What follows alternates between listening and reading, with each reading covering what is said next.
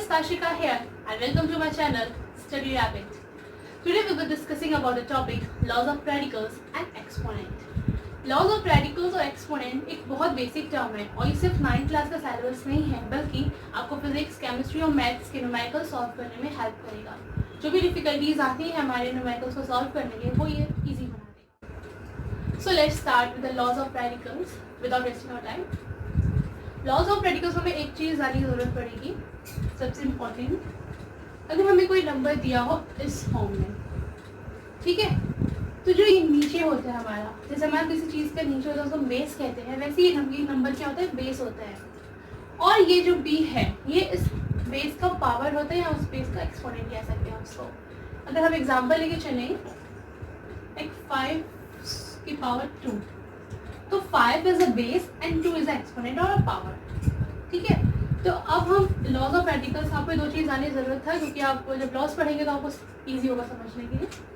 तो first law है, अगर किसी भी नंबर के बेस सेम होते हैं और उनमें बीच में मल्टीप्लिकेशन हो तो जो उनके पावर्स होते हैं वो आपस में ऐड हो जाते हैं, ठीक है। अगर हम इनको सॉल्व करें तो क्या हो जाएगा, a b प्लस c, ठीक है। मैंने बोला था जिनके बेस सेम होते हैं, a और a है और इनकी पावर्स डिफरेंट है, तो हम क्या करेंगे, जो इनका बेस है उनको एक बार लिखेंगे और उनकी पावर्स को ऐड करके लिखते हैं, ठीक है। तो अगर मैं आपको इसका एग्जांपल दूँ,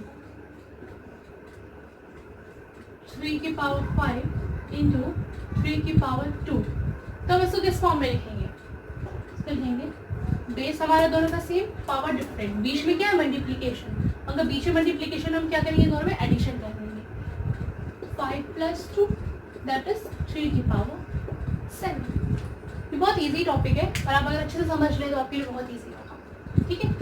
अब हम आते हैं सेकेंड लॉ पे। सेकेंड लॉ है, सिर्फ यहाँ पे मल्टीप्लाई यूज किया, तब डिवाइड के केस में क्या होता है, सेम हमारे बेस सेम है और पावर हमारे डिफरेंट है और हम क्या करें, डिविजन कर रहे हैं, तो हम क्या होगा, मल्टीप्लिकेशन हमने ऐड किया था पावर्स का, डिवीजन में हम क्या करेंगे, पावर्स का सबसेक्शन कर देंगे, सेम ए बी माइनस सी, ठीक है। ये था हमारा सेकेंड लॉ। इसका अगर एग्जांपल आपको दूँ मैं, सेम 3 की पावर 5 लेते हैं एंड 3 की पावर 2 लेते हैं, तो क्या होगा, बेसिस सेम, पावर्स को क्या करेंगे, सब्ट्रैक्ट करेंगे, तो क्या हो जाएगा, 3 की पावर 3 हो जाएगा, ठीक है। अब हम थर्ड लॉ पे आते हैं। थर्ड लॉ दिया हुआ है कि हमें एक नंबर दिया जाए, a की पावर x मान लेते हैं, ये x की हम t मान लेते हैं, इंटू b की पावर t मान लेते हैं। अभी तक हमने पढ़ा कि अगर बेस सेम होते हैं और पावर डिफरेंट होते हैं तो हम क्या करते हैं, यहाँ पे हम पढ़ेंगे कि अगर हमें बेस डिफरेंट दिया हो पर पावर सेम है तो हम क्या करते हैं। अब हम ये करते हैं, जो अंदर का टर्म होगा उनको एक साथ लिख देंगे, a बीच में मल्टीप्लाई तो मल्टीप्लाई लिख देंगे, डिवाइड होगा डिवाइड लिख देंगे, a इंटू बी पे होल पावर t। हम 2 बार लिखने की जगह हम इसको एक बार लिख देंगे, जो अंदर का टर्म होगा उनको हम क्या करेंगे, हम पावर, ठीक है। तो मैंने आपको ये बता दिया। अब हम एग्जांपल पे आते हैं इसकी, 3 की पावर 2 4 की पावर 2, बीच में मल्टीप्लाई है तो हम क्या करेंगे, तो कैसे लिख देंगे, अंदर वाले को अगर मल्टीप्लाई तो मल्टीप्लाई कर देंगे, 3 इंटू 4 और पावर हमें एक बार लिख देंगे होल ब्रैकेट करके, तो क्या हो जाएगा, 3 4 12, 12 की पावर 2, सिंपल। और अगर हम दूसरे केस में डिवीजन केस में तो क्या करेंगे, 3 की पावर 2 डिवाइडेड बाय 4 की पावर 2, ये दिया हुआ है, तो हम क्या करेंगे, हम इसको किस फॉर्म में लिखेंगे, 3/4 होल पावर 2, ठीक है। लास्ट लॉ है जो हमारा, वो लॉ थोड़ा डिफरेंट है, डिफरेंट क्या हम सेम ही कह सकते हैं, लॉज है तो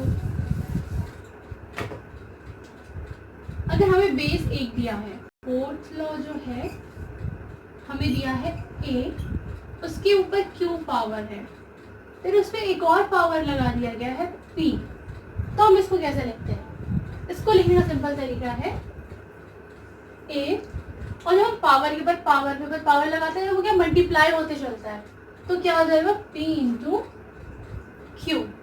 अगर मैं आपको इसका एग्जाम्पल देके बताऊं, एग्जाम्पल होगा कि हमें 5 दिया है, 5 पे पावर 2 दिया हुआ है, देन उस पर एक और पावर दिया है 3, तो हम क्या करेंगे 5 2 इंटू 3, देन ये हो जाएगा 5 की पावर 6। ठीक है, अगर हम मान ले एक और यहाँ पे एक और दिया होता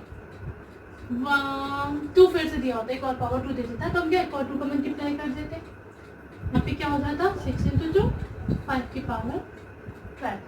ठीक है, तो जितना ये बढ़ता जाएगा हमारे पावर्स, उतने यहाँ पे प्रोडक्ट होता जाएगा, हम पावर्स को प्रोडक्ट करते जाएंगे। एक और चीज़ जो अपनी बेसिक बहुत इंपॉर्टेंट है, बच्चों को डाउट होता है ये, तो मैं आपको क्लियर कर देती हूँ। अगर हम डिवाइड करते हैं तो डिवाइड में एक होता है numerator and second is denominator. तो न्यूमिनेटर डिनोमिनेटर होते हैं, आपको एक इजी तरीके से समझ सकते हैं। हम इसको 2 घर मान सकते हैं, ऊपर वाला एक घर, नीचे वाला एक घर है। तो सब लोग अपने घर में कंफर्टेबल होते हैं, अपने घर में सब लोग क्या होते हैं पॉजिटिव हो सकते हैं, हम ये कह सकते हैं। और हम किसी और के घर पे आते हैं, हमें प्रॉब्लम होती है तो हम क्या नेगेटिव हो जाते हैं। तो वही हम समझते हैं, अगर कोई भी अपने घर में होगा तो वो नंबर के पावर जो होगा वो पॉजिटिव होगा, और अगर हम दूसरों के घर में होंगे तो उस नंबर का पावर नेगेटिव होगा। ठीक है, तो मैं आपको एग्जाम्पल देके बता रही हूँ। अब हमें 5/2 दिया हुआ है, 2 की पावर 2 है, 5 की पावर भी 2 है, 3 ले लेते हैं, तो मैंने दूसरा केस बन जाएगा 3 है, 5 की पावर 3 है। ठीक है, ये भी सब अपने अपने घर में है, इनकी पावर क्या पॉजिटिव है। बट अगर हम 2 को ऊपर शिफ्ट करते हैं, 2 को अगर ऊपर शिफ्ट करते हैं तो जो इसका पावर जो होगा वो नेगेटिव हो जाएगा। अगर हम इसको ऊपर शिफ्ट करते हैं तो क्या हो जाएगा मल्टीप्लाई होगा, मल्टीप्लाई बाय 2, और 2 की पावर जो 2 है, यहाँ पे प्लस था, यहाँ पे आगे क्या हो जाएगा वो माइनस हो जाएगा, तो यहाँ से 2 हट जाएगा। ठीक है, वो अपने घर से दूसरे घर में गया था जिसकी वजह से उसका पावर नेगेटिव हो गया। अगर हम इसको हटा दें, ठीक है, और ये ऐसे है, अगर हम उसको नीचे आएंगे तो वो डिवाइड फॉर्म में आएगा, तो क्या हो जाएगा ये 5 पावर 3, और भी नेगेटिव था, ये अपने जब अपने घर पे आएगा तो क्या हो जाएगा पॉजिटिव हो जाएगा, तो ये क्या हो जाएगा यहाँ से हट जाएगा। ठीक है, तो आप समझिए क्या करना है, जो अगर कोई अपने घर में होता है तो वो पॉजिटिव रहेगा और दूसरे घर में जाएगा तो वो नेगेटिव रहेगा, तो ये आपको चेंजिंग करने के लिए हेल्प करेगा ये। ठीक है, तो आपको भी कंफ्यूज मत होइएगा कि अगर पावर माइनस में आ गया तो अगर हमें बोला जाए कि इवेल्युएट करिए वैल्यू 16 की पावर 1/2, तो आप क्या करेंगे 1/2, वैसे हमें पता है कि 1/2 रूट का फॉर्म होता है, इसका मतलब रूट होता है, पर आपको अभी तो 1/2 दिया है, बाय चांस कुछ और नंबर देते तो आपको सॉल्व करने में प्रॉब्लम होती, क्यूब निकालना पड़ता है, 1/4 देते तो आपको और प्रॉब्लम होती। तो आपको मैं सिंपल तरीका बताती हूँ, 16 किसका स्क्वायर होता है, 16 का स्क्वायर क्या होता है 4 का होता है, तो हम इसको क्या लिख सकते हैं 4 का स्क्वायर, और 4 16, 16 की जगह हमने क्या लिख दिया 4, 1/2 का हम 1/2 ले लेंगे। अब ये देखिए, ये लास्ट वाले लॉ के सिमिलर दिख रहा है, जो मैंने आपको लॉ बताया था, ये बताया था a पावर q है और उसके बाद p है, तो हम क्या करते थे इन दोनों पावर्स का मल्टीप्लाई कर देते, तो सेम क्या करेंगे इनका मल्टीप्लीकेशन कर देंगे, 4 2 इंटू 1/2, 2 से 2 कट, तो क्या हो गया 4 की पावर 1 मीन्स 4। ठीक है, समझ में, तो हमने इसको इजी वे में इवैल्यूएट कर दिया। ठीक है, अगर मैं आपको दूसरा एग्जांपल लेके दिखाऊं, एक और एग्जांपल लेते हैं 125 पावर -1/3, 1/3 भी है, साथ में अभी माइनस भी दिया है। अब आप क्या करेंगे, अब आपको होगी प्रॉब्लम। देखिए 125 को अगर हम फैक्टर करते हैं तो क्या होगा, इसको हम 5 का क्यूब लिख सकते हैं, 125 को 5 का क्यूब लिख दिया, माइनस का माइनस 1/, अब ये देखिए ये वाला फॉर्म हो गया, ये इसके फॉर्म बन गया, बिल्कुल ये वाले लॉ के सिमिलर हो गए। हम क्या करेंगे दोनों में प्रोडक्ट होगा, ये माइनस साइन है, आप यहाँ कंफ्यूज मत हो, यहाँ पे माइनस कर दें हम लोग। अगर हम वो माइनस फॉर्म में है तो उसका मन प्रोडक्ट करके आंसर माइनस में आएगा। तो 5 3 इंटू 1/3, तो देखिए 3 से 3 कट, तो क्या हो जाएगा 5 की पावर -5। अभी मैंने यहाँ पे आपको बताया था कोई जब माइनस पावर में, तो मतलब वो अपने घर में नहीं है, वो अपने घर में नहीं है, ऊपर नहीं है, उसका घर कहाँ पे हो गया, नीचे होगा। तो ये क्या हो जाएगा 1/5। तो जो इसका आंसर होगा क्या होगा 1/5। तो जो आज का हमारा टॉपिक था लॉज ऑफ रेडिकल्स, मैंने आपको पूरा क्लियर कर दिया, जितने टाइप्स के लॉज थे वो बता दिए हैं, और इसके बेसिस पे जितने क्वेश्चन थे वो मैंने आपको क्लियर कर दिया है।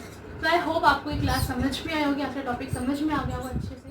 Today guys, I hope you enjoy my class, and please don't forget to like and subscribe my channel Study Rabbit. And if you have any query regarding this session, you are free to ask me in my comment section. Thank you for watching.